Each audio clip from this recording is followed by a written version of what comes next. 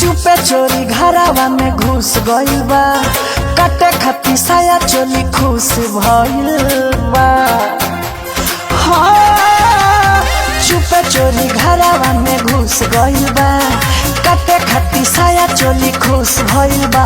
असोहलिया में देवारा मुस भइल बा। अरे चढ़ते फागुन महसूस भइल बा, हम करे न उरुस भइल बा। असोहलिया में देवारा मुस भइल बा।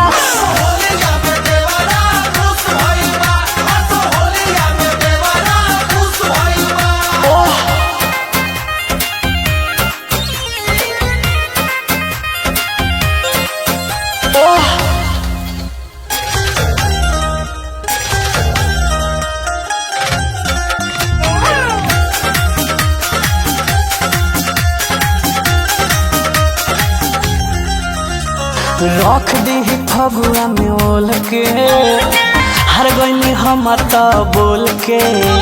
सुतीले हम होशियारी से केतनो, तब जाला के मारी के खोल के।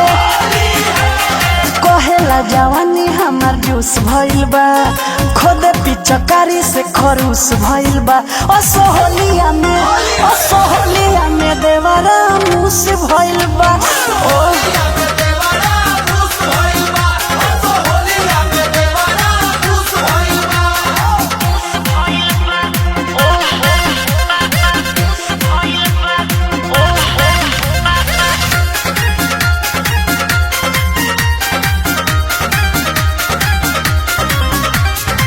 बानी मंगौले डरे चुहादानी, करता खूबे कूदा थानी।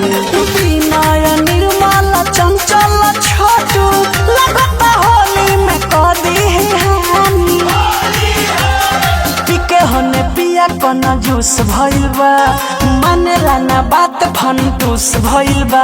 असोहलिया में देवरा मुस भइल बा।